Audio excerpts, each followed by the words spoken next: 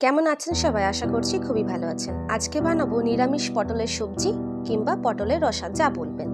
চলুন শুরু করা যাক। কিছুটা খোসা রেখে রেখে পটলটাকে ছাড়িয়ে নিয়েছি আর বোটাগুলো কেটে বাদ দিয়ে দিয়েছি। পটলটা যেহেতু আমার ছোট ছোট রয়েছে, তাই আমি একটা পটল তেরচা করে কেটে দুভাগ করে নিয়েছি। আপনাদের যদি বেশি বড় পটল হয় তাহলে 3 ভাগ করবেন। আমি কড়াইয়ে দিয়ে দিলাম সাদা তেল, তবে আপনারা যদি চান সর্ষের তেলে অবশ্যই করবেন, টেস্ট অনেক গুণ বেড়ে যাবে। দিয়ে দিলাম শুকনো লঙ্কা আর 5 ফোড়ন। তারপর পটলগুলোকে ভালো করে ভেজে নিতে হবে। পটল যদি ভালো করে ভাজা না হয় তাহলে দেখবেন একটা কামড় দিলেই কেমন কাঁচা কাঁচা ভাব আসে। তাই হাতে সময় নিয়ে অবশ্যই লো টু মিডিয়াম ফ্লেমে পটলগুলোকে লাল লাল করে ভেজে তুলবেন। আমার এই ছোট্ট চ্যানেলে যারা নতুন, অনুরোধ থাকবে চ্যানেলটিকে সাবস্ক্রাইব করে পাশে থাকা বেল আইকনটা ক্লিক করে অল নোটিফিকেশনটাকে অন করে দেবেন। আর আমার এই রেসিপিটা যদি একটু হলেও ভালো লেগে থাকে তাহলে একটা লাইক করবেন, কমেন্ট করবেন, পরিবারের সাথে শেয়ার করতে ভুলবেন না। পটলগুলো ভাজা হয়ে গেছে, আমি তেল ছেড়ে তুলে নিলাম। সেই তেলের মধ্যেই দিয়ে দিলাম আদা, কাঁচা লঙ্কা বাটা। কাঁচা লঙ্কাটা আমি লাল লাল নিয়েছি, গ্রেভিটা একটু কালারফুল হবে যেহেতু লঙ্কা গুঁড়ো ব্যবহার করব না। আর দিয়ে দিলাম কয়েকটা চেরানো কাঁচা লঙ্কা, তাহলে কষানো হয়ে গেলে লঙ্কাগুলো খেতে ভালো লাগবে। দিয়ে দিলাম 2টো মিডিয়াম সাইজের লাল লাল টমেটো ভেজে নেওয়ার জন্য। আমি কিন্তু এই মশলাটা লো ফ্লেমেই কষাচ্ছি, টমেটোটা যেন গলে যায় সেই জন্য দিয়ে দিলাম স্বাদ মতো নুন, হলুদ, ধনে গুঁড়ো, জিরে গুঁড়ো, আর দেবো সামান্য চিনি টেস্ট এনহ্যান্স করবার জন্য। তারপর ভালো করে কষিয়ে নেওয়ার জন্য সামান্য একটু জল দেব, তাহলে টমেটোটা গলতেও সুবিধা হবে আর আমার মশলাটা কষাতেও সুবিধা হবে। প্রসেসটা খুব তাড়াতাড়ি হয়ে যাবে।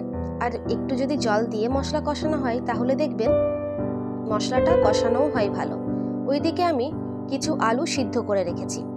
পটলের নিরামিষ সবজিতে অবশ্যই সিদ্ধ করা আলুর ব্যবহার করবেন। সিদ্ধ করা আলু দিলে টেস্ট কিন্তু অনেক গুণ বেড়ে যায়, কাঁচা আলুতে সেটা কিন্তু হয় না। মশলাটা কষানো হয়ে গেছে, এরপর আমি আলুগুলো দিয়ে দিলাম। সিদ্ধ করে রাখা আলুগুলো দেওয়ার পর আমি আবারও কষিয়ে নেবো আলুগুলোকে মশলার সাথে। মশলার সাথে যখন আলুটা কষাবো, আলুটা কিন্তু খেতে খুবই ভালো লাগে।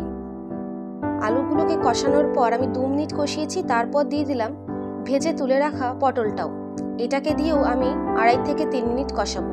কিছুটা জল অ্যাড করলাম যেন মশলাটা ভালো করে কড়াই থেকে উঠে আসতে পারে এবং পটল আলুর সাথে মিক্স হয়ে যেতে পারে। ভালো করে মিক্স করে নেওয়ার পর দিয়ে দিলাম 2টো তেজপাতা।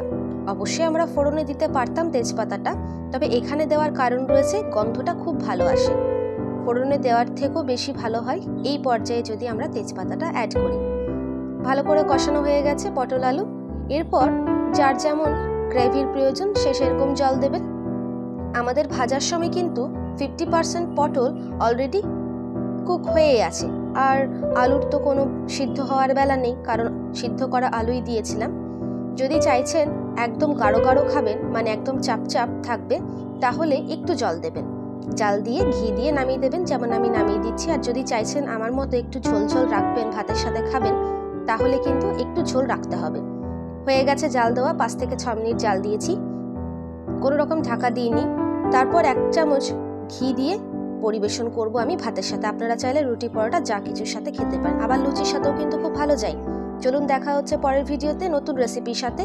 সুস্থ থাকবেন, ভালো থাকবেন, সাবধানে থাকবেন। কেমন হয়েছে জানাতে ভুলবেন না। ধন্যবাদ।